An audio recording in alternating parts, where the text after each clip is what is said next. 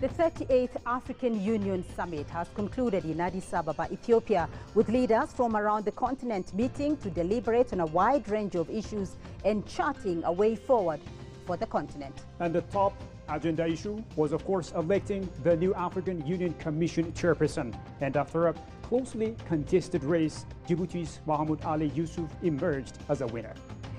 Now, on this special program jointly produced with the Ethiopian Broadcasting Corporation, we unpack the key issues discussed at the summit and explore what lies ahead for the new African Union Commission chairperson. I'm Beatrice Marshall from CGTN. And I'm Shifar Alaka from the Ethiopian Broadcasting Corporation. Welcome to the program.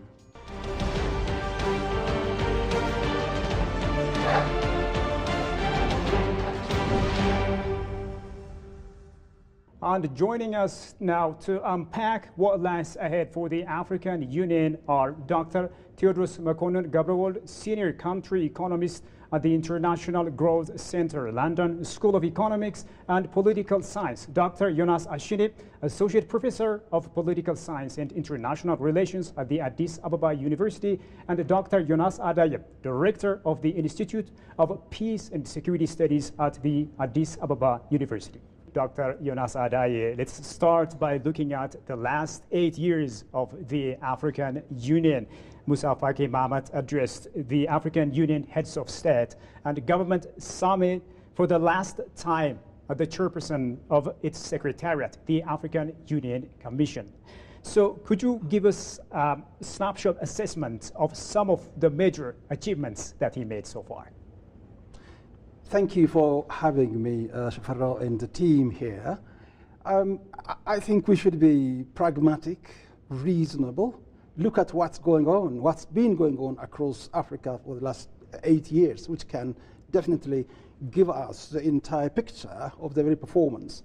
When we're talking about performance, we are not going to say weak or strong, but rather it is commensurate with what's happening in the country, particularly in the countries of Africa or across the continent. For instance, what happened over the last 8 years, if you just look at a lot of crises as well as some positive things. If I start with the positive things, you can see a very interesting move regarding AFCFTA, particularly African Free Trade Area, for instance, how people really have been working hard, and almost near over half of the African continent happened to accept the idea and ratify. They're almost going into it. Again, regional mechanisms, for instance. That regional mechanisms, particularly if you look at IGAD or REX, particularly in the western part of Africa, even though there are some difficulties as well. SADC down there, ICAS in the middle, and also the Northern Africa. You can see sort of, grassroots level engagement, civil societies, university professors, all really coming with together with the leadership, African leadership, at the same time trying to find out this African solution for African problems.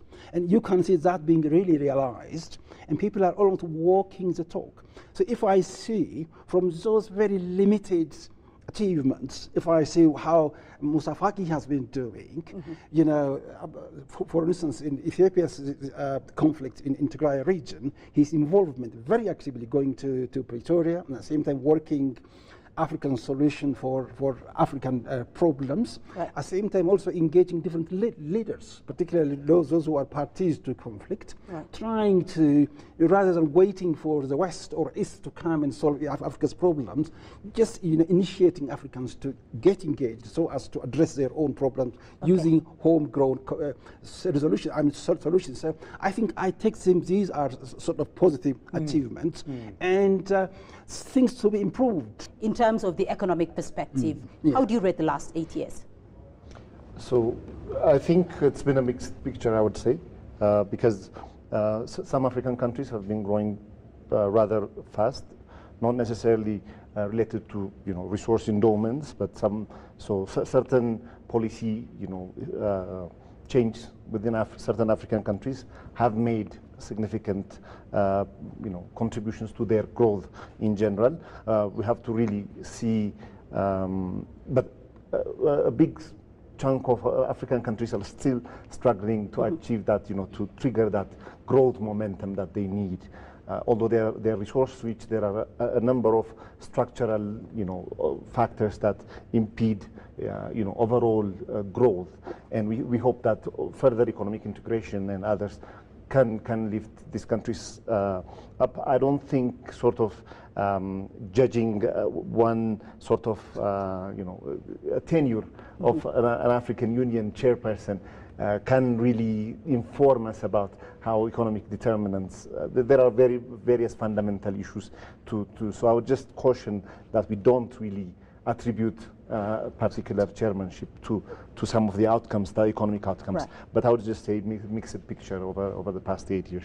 Thank you. Interesting. So, Dr. Jonas Ashine, where exactly did he fall short, if you will? I think, let me start a little bit. Let me add one more positive achievement that I could say, because we have, the last 8 years, we have passed through the COVID pandemic, which you often easily forgot that moment. So that could be African Union collective response and negotiation, vaccine negotiations, either through REX and through African Union and through nation state model. That could be attributed at least to the achievement of the chairperson. Right. But also the survival of AU. I mean, the last 8 years has been a very long 8 years, very, very long 8 years. So, AU as an institution, as a place of contestation, negotiation, providing, a very challenging leadership to the continent. That's a very good achievement. But now I can come to the limitations. Right. Because of the challenges that I mentioned, I say it's a long 8 years. One, in addition to the pandemic, we had a lot of peace and security challenges in the Sahel, in the Horn of Africa, in the DRC, in many places. There have been also many positive achievements. Right. Political protesters, youth protesters, euphoria. We had hope before, in the middle of 8 years. But consolidating those hopes, right, consolidating those possibilities could be the failure or the limitation of AU and the chairperson, but also the leaders of each African state. We couldn't consolidate on the hopes that were sparked before 5 years, before 6 years, in Egypt, in Sudan, in Ethiopia, right, in many parts of Africa. But responding to the challenges of political violence is also very, very challenging to him and to African Union and to each leaders of African states. Right. So I want to come to Dr. Adayo here. Do you foresee a shift in policy, or do you think there is going to be a continuation of previous policies at the African Union Commission?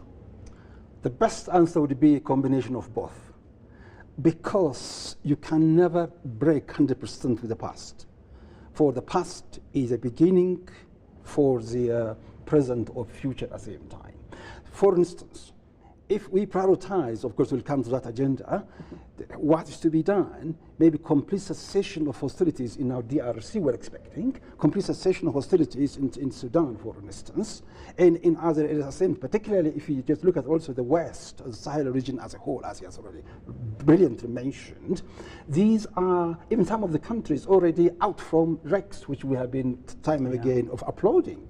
So I think for the future, there will be some continuation, which is making each and every leader of each country responsible through APRM, that is African Peer Review Mechanism, for instance. Each leaders evaluating each other and informing each other, learning from each other. I think that could continue possibly. Right. And at the same time, also this early warning system could possibly continue. And African Standby Force also could continue. What may not continue, which I expect, could be is African unity. Is it the union? Is it union of leaders or union of the people? Yeah. So such paradigm shifts involving the very citizens of Africans, that might be sort of, to me, a breakthrough. So what should be the top priorities of the Commission in the first 100 days? Of course, there is no, the sort of the elephant in the room, or the biggest issue, would be consolidating the AFCFTA, dealings and negotiations, and completing that, and sort of bringing it down to sort of the ground. It would be a very high priority, because as Professor Jonas has mentioned, bringing the citizens together means economically empowering, integrating the continent, countries of the continent, looking at complementarities on trade and what we can produce, on our productivity. That is going to be facilitated by having a stronger trade integration, a stronger economic mobility across the different countries. So I would imagine that consolidating on that trade treaty would be, a big step. Right, Dr. Ashine? As I said before, Africa is navigating in a very changing world the last 8 years. So the next 100 days would be very fast. So the question is whether African Union would be changing itself according to the world, to be part of the changing world. Not only to be part of the changing world, but also to shape the changing world. Because to shape the changing world, you should change yourself. To what extent African Union, through the leadership of Mohamed Yusuf, would able to respond, able to speak to itself, to speak to the people, speak to different branches and aspects of Pan-Africanism, which could be a cross-border community, popular Pan-Africanism, the intellectual Pan-Africanism, or the institutional Pan-Africanism, CFPA. Right. So the parliament, to what extent these different aspects of Pan-African Union, Pan-Africanism could deliver strategic leadership so that Africa influences the changing world, the changing world order, which is changing in a very disorderly manner. Right. So to what extent he would lead the continent and AU to put an impact on the changing world order. Dr. Adayo. Okay, the next 100 days, number one, a quick cessation of hostilities, quickly, to be honest, across Africa, particularly DRC and Sudan. Number two, let the new chairperson also push forward for Africa's seat in the UN Security Council. Let that voice be heard. Number three, this competition over Africa, because Africa is now becoming a darling of both West and East for its natural resources, particularly from the West. And now you can see also competition between Europe and America. And Russia, China, India, Turkey, and Saudi Arabia really are coming in. So here, let's prioritize what are really the needs for us for peaceful coexistence and to make Africa win and be great again. Talking about the incoming chairperson of the African Union Commission, who is a long-standing diplomat, having served as a foreign minister for over 2 decades, how will his experience shape the way he will deal with some of the major issues Africa faces, which are both complex and diverse? I fully agree. It is both complex and diverse. And at the same time, this person has the soft skills of communication with different levels. He could pick up a phone and call the Minister of Foreign Affairs of any country because of that asset that he's bringing to the office. And number two, he knows Africa's landscape, the eastern part, the western, including the diaspora as well, as we see from his performance and his CVs as well. These really are assets. And number three, I'm sure he could also possibly engage because it's coming from Djibouti, and Djibouti is, let me use this from philosophy of science, it is a place crucible where all large, powerful countries are there, so as to not scrambling for Africa, but at the same time, looking for bases, military bases on the Red Sea. And he possibly can also utilize to engage countries like China, for instance, to engage to play their roles. At the same time, Japan, or the West as a whole, USA, he has this skill. These are really blessings for us at the same time. Right. Not only that, also he has this contagious personality to just keep quickly reaching out to others, those who may disagree with each other. He might also play the role of mediation as well. So these are some of the points I like to mention. Right. Dr. Ashine, one of the issues that was a highlight of the just ended AU summit was the issue of peace and security.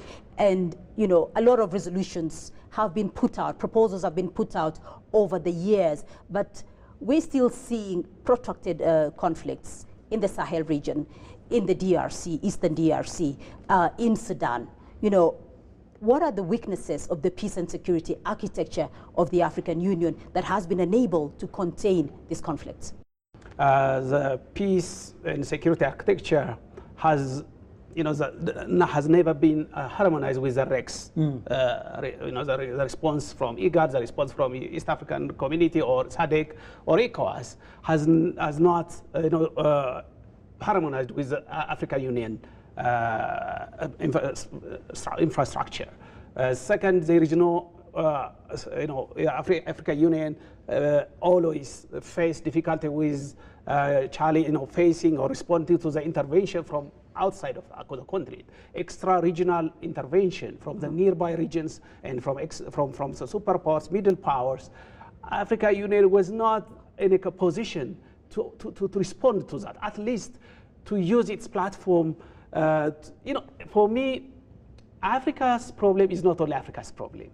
Africa's problem is a function of global, you know, beyond extra-regional, you know, the projection of power from very far states, you know, ambitious states here and there. So Africa's problem in quotation is a part of the global problem. So African Union, yes, we need that motto of Africa's response to Africa's problem, but the problem is shared.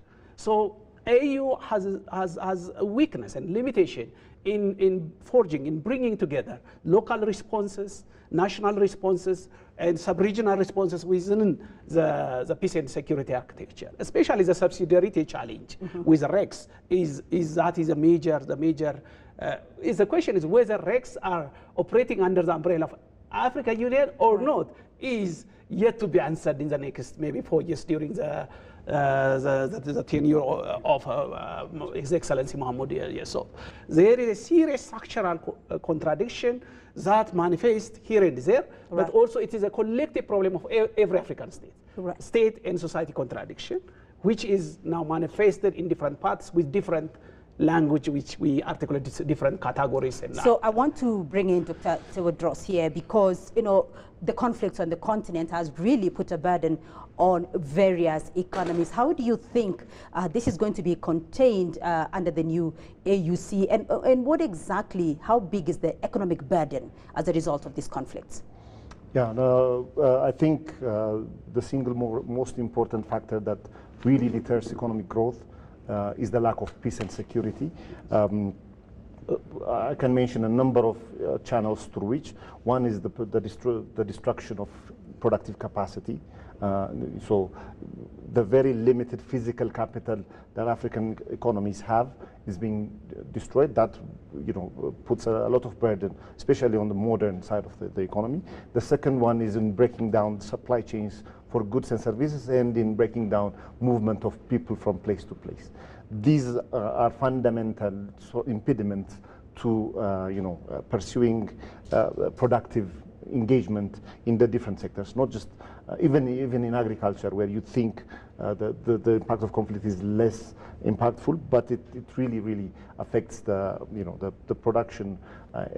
Because why I'm saying that is because conflicts are usually concentrated around urban areas on the limited factory industrial complexes, but even in agriculture really hurts when conflict is there, because first of all it loses labor, because a lot of the fighters come from the agriculture, from the rural areas to do the fighting. That reduces the labor supply, which is seasonally very important for agricultural production in all of the African countries, and it has really created a big toll on their economic growth in general, their economic welfare, I would say. Right, Dr. Adai, very briefly though, how can the peace and security architecture be reformed so that we are not having this discussion at every AU summit about resolving conflict?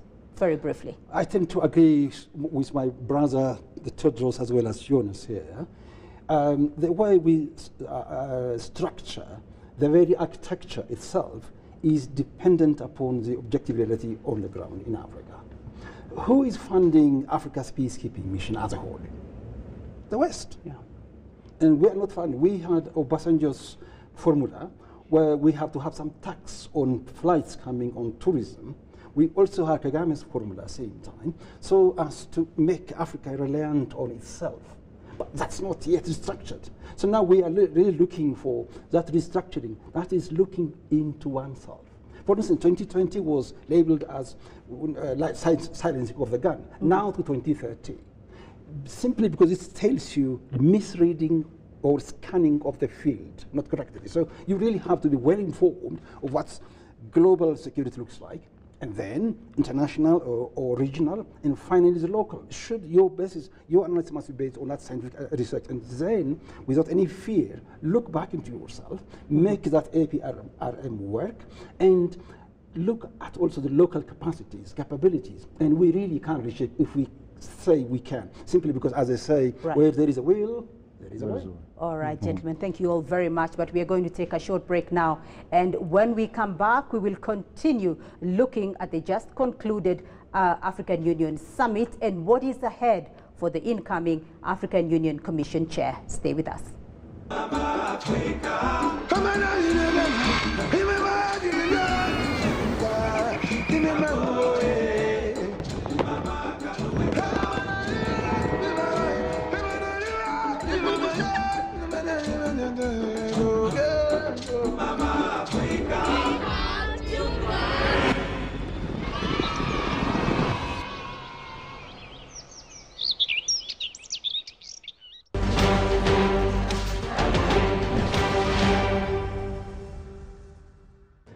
Well, ladies and gentlemen, welcome back to the program. Still with me are Dr. Jonas Ashini, Dr. Theodorus Makonnen, and Dr.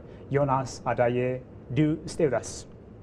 Now, Dr. Jonas Adaye, come to you. As you know, several countries, including Sudan, Burkina Faso, Mali, and Niger, did not attend this summit because of sanctions applied using PSC protocol, Lomé Declaration, AU Charter on Democracy and Elections, as well as Accra Declaration and the AUC Constitutive Act. So, Dr. Jonas, why has sanctions not served as a deterrent to different coup d'etats? I think we should just go an inch into military science, and in civil military relations, military are seen as balancers in the society. When there is excessive power of a state led by, say, civilian control, and when the mass are, having here and there disorder, when the state, the very survival of the state is in question, because of structural questions, then they come in. And maybe so as to pave the way for peaceful transition of governments as a whole in Africa, there must be structural problems fully studied, understood, and these should be addressed. These include, as Dr. Theodorus has been mentioning, the economic aspect, the political aspect, as Professor Jonas has been mentioning time and again. So I think sanctions can't deter simply because sanctions don't address the causes, but they deal with symptoms only. And that symptom treatment, most of the time, remains simply transient. It doesn't really sustain. And that's a fundamental issue, because the people have hunger for democracy and development. Citizens, those who are paying the tax, are looking for their social contract to be renewed, depending upon terminal or regular votes. And also they like to be the sort of sovereignty. It's not a power. So I think these are fundamental issues that need to be addressed, maybe in the new leadership of the AUC chair. Interesting. Coming to you, Dr. Jonas Ashini, what new reforms need the AU undertake? Our coup d'etats are not mere ambitious men in uniform, simply for ambitious sake taking power. It's not. This is not happening in Africa, I think, at least in our time. Most of the protocols which really justify, which stipulate sanction as an instrument of stopping unconstitutional change of government, were targeted in different social political conditions. Now the coup d'etats happening in our time are happening in a very different, dynamic, turbulent political social conditions.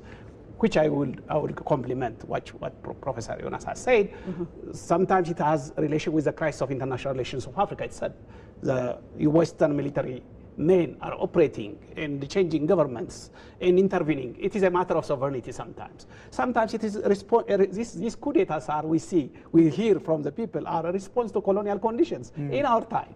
So AU's old documents, AU's old constitutions and which stipulates instrument to respond to coup d'etat has to be revised. We need a new protocols. We need a new response. First, to tackle the crisis, the structural problem between state and society in Africa, which we all Africans share. The nation state is failing. It's a crisis. So we are not building a stable political community in each country in Africa. Yes, some countries remain stable, but the problem is there. So if we have to think seriously about reform when it comes to AU, it has to speak to Africa itself. What is the problem? What are the major contradictions between state and society in Africa, which led to coup d'etats, which led to civil wars, which led to corruption? So we cannot sanction corruption, but we sanction coup d'etat. But all are a result of one structural contradiction between the society. So African Union has to prioritize each agenda of the contradiction between the state and society in the continent, which the founding fathers of Africa already told us. They told us about the pitfalls of national consciousness, the pitfalls of exclusion and the non-pluralistic political system. So that has to be addressed at the continental level, but also in line with each state's political agenda and aspiration. But above all, AU has to speak to the world in one voice, in one unified Africa. AU has to play that role. The representative of African Union is to speak in one voice to the world.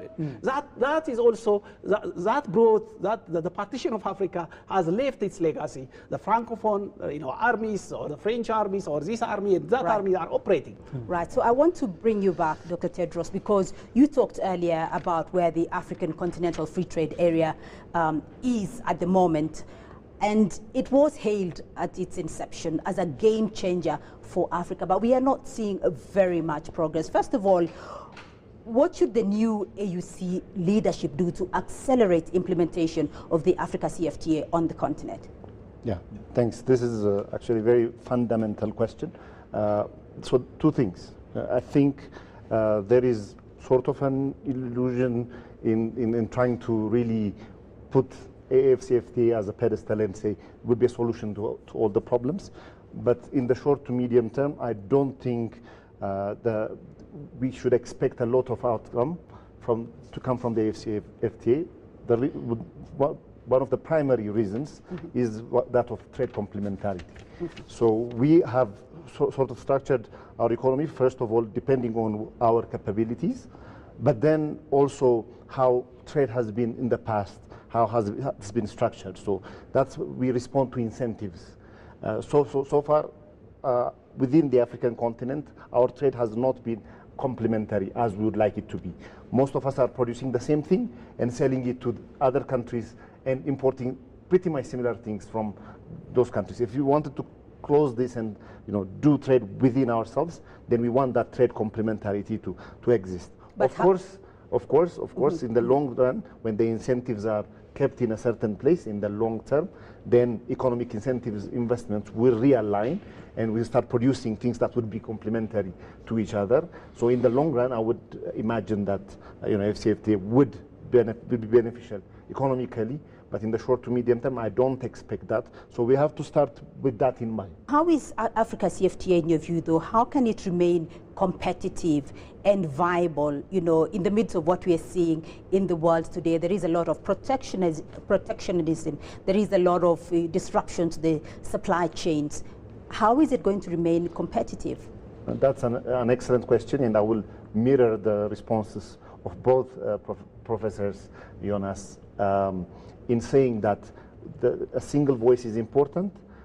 Similarly, in the FCFTA, a single trade regime of dealing with non-African countries is needed. That's what lacks, because countries are now free to really, trade, that limits the effectiveness of AFCFTA in benefiting the whole continent as it is. So it has to be strengthened to reach a point where, as a continent, we can then determine what kind of trade relationship we need. And even if other countries play the protectionist role, similar to what the EU is now thinking about doing, responding to tariffs, to all of these things, the continent as a whole need to be responding to the. That's what an important element of making AFCFTA effective, if we wanted to, Dr. Theodros, staying with you, as you know, the African Union has set up African Credit Rating Agency, right?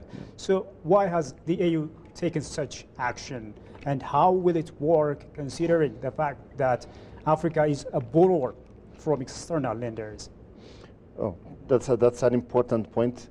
Now, credit markets in general, and we have to really differentiate between making sure Africa has a credit rating system and how would it be different from global credit rating systems, and is there a particular issue that Africa is dealing with when it comes to global credit rating system that necessitates it? First of all, we have to understand that credit itself, or the financial markets, whether for sovereign countries or for individuals, are very, very much information intensive, right? So we need to understand the capacity of that person to, to adhere to the laws within that financial transaction, so to speak. That's what credit rating, companies or credit rating systems, that's what they inform. They inform to the best of their ability, the ability of that person or that entity to repay the debt. Now, there have been incidents where African countries have been really disappointed with global credit rating systems, saying that they really do not have a good understanding of the capacities or the capacities of the countries. And in certain cases, it's true, because some countries have grown really rapidly, and some of the parameters used to judge their capacity did not turn out to be right. So an African credit rating system has to take into consideration fundamental abilities, but it has to adhere to international principles of providing the information needed for those lenders to have that confidence to lend the continent money. Otherwise, it would not. If you are creating it for the sake of creating it, it will not be effective and it would not work. Right. So, Dr. Adai, the outgoing chairperson of the African Union Commission, Faki Mahamat, in his final speech, talked about how the rapid and intense geopolitical upheavals that characterized international affairs during his 2 terms in office were destabilizing, particularly for Africa. So, what should the African Union chairperson's key priority be in this shifting global order? Understand that for each and every black conflict, there is white origin and white basis, which entails that there must be global partnership, such as Africa now started to join BRICS and many other new partners, without disregarding the old ones as well. Because we are Africans, we say, we have Ubuntu philosophy, where we say, if you want to go fast, go alone. If you want to go far, go together. So we like to go fast and far. So go alone as reflecting African culture, and go together reflecting global culture. Now the new chairperson who came to power should learn from the past and reshape, reframe the previous way of working, the way of, say, only tallying with China or going only with US, or these areas most of the time have been sort of fault lines in Africa. That is lack of similar voice. Let me take a practical example. When NATO decided to invade Libya, some of Africans themselves went first to invite the NATO, while other Africans were vehemently opposing NATO's coming into Africa, because it should have been an African-led solution. So as to avoid such discrepancies in our action, I think having that a similar voice to me is absolutely important.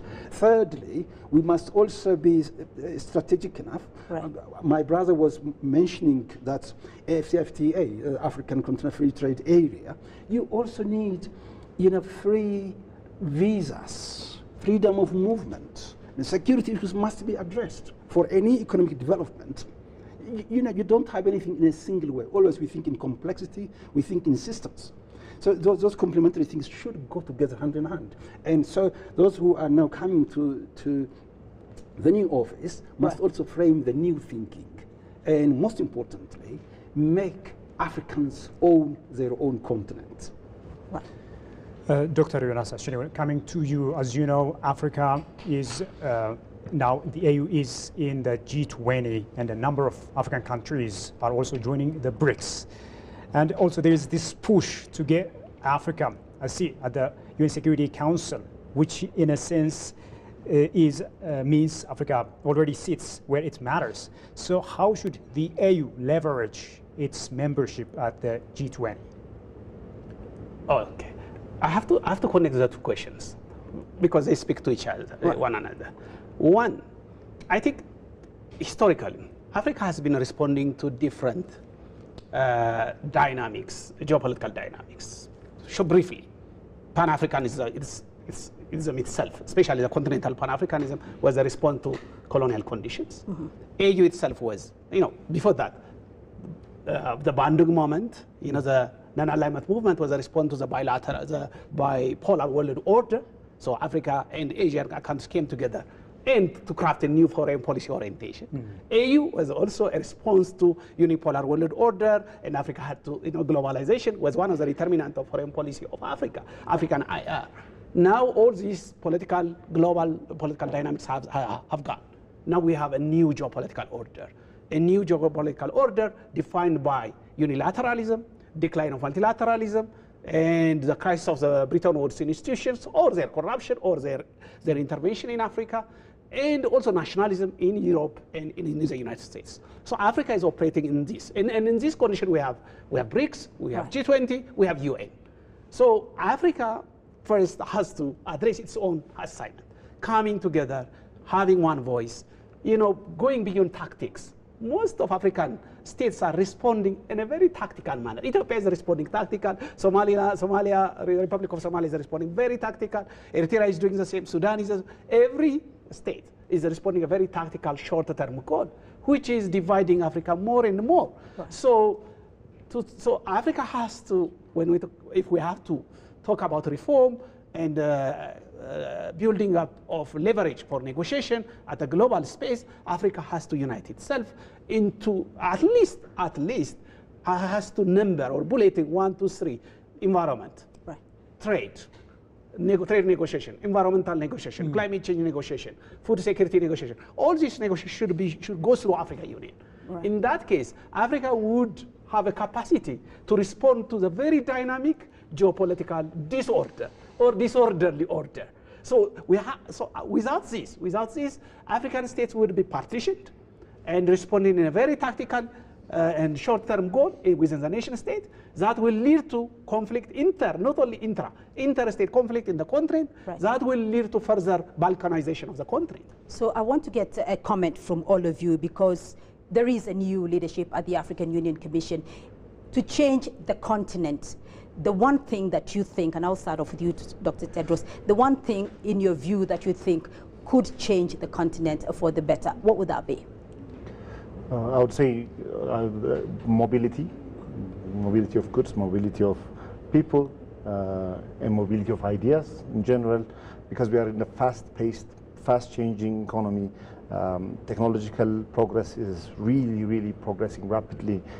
We need to catch up, and for that to happen, we need to really sort of integrate and pool our resources, pool our brains, build our skills. And then, so I would say mobility is the biggest, thing to aim for. Dr. Ashine. Yeah, I mean, we have a lot of agendas to respond to, yes. But one thing I want to talk, Professor Jonas has said, pragmatism. Principled pragmatism, Pan-Africanism could be redefined, rearticulated, so that to respond to many of the challenges, many of the global, local challenges that we are facing. So one thing we have to address the historical legacy of nation state or colonial state has to be decolonized. Second, we have to respond to the to the situational dynamics, which is Congo, which is Sudan, which is Ethiopia, which is many parts, which we have to respond to the global and also continental challenges that we have through new Pan-African articulation, which we expect from AU through the leadership of Mohamed Yusuf. And third, we have to imagine the future. Where do Africa wants to go collectively? What is our politics of imagination? What is that? Do we agree here? Do we know it?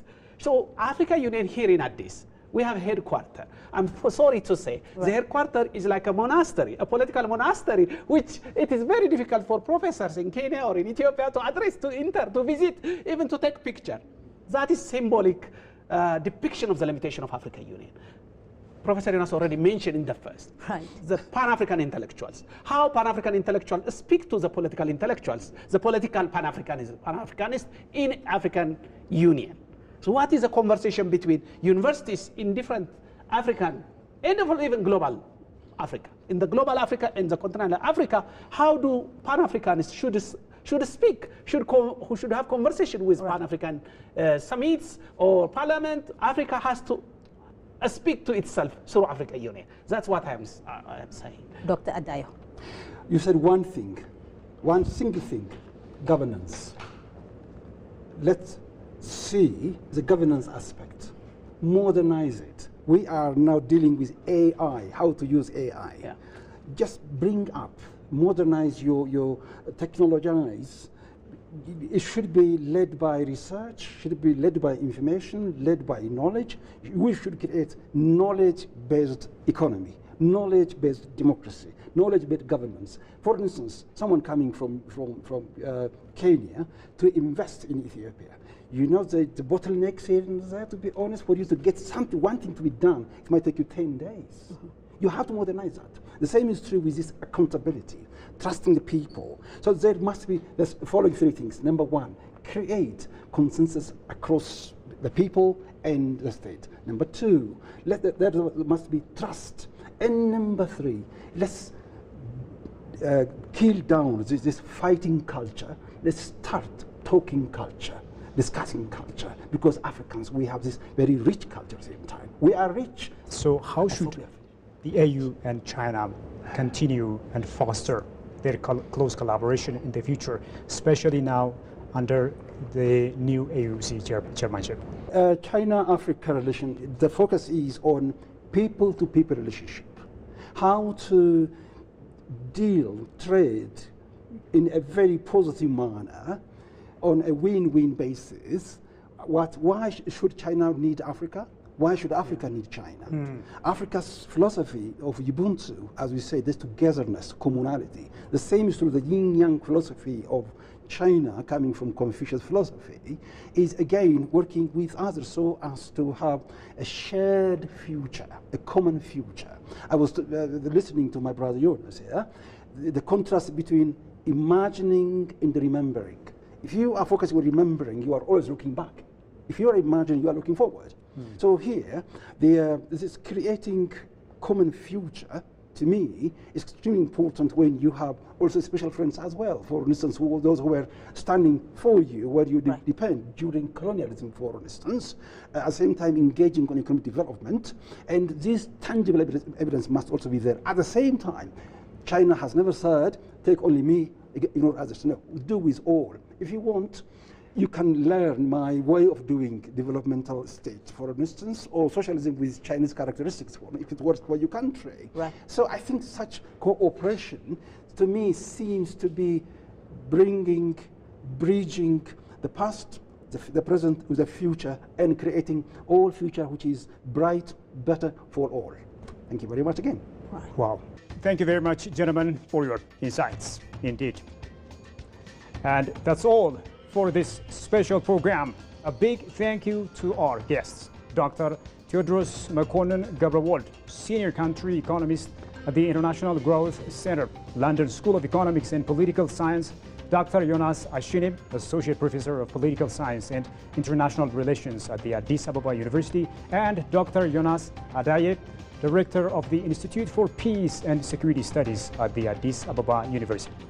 And a big thank you to the entire crew from the Ethiopian Broadcasting Corporation here in Addis Ababa, Ethiopia. I'm Beatrice Marshall from CGTN. And I'm Shifarao Laka from EBC. Goodbye for now from Addis Ababa.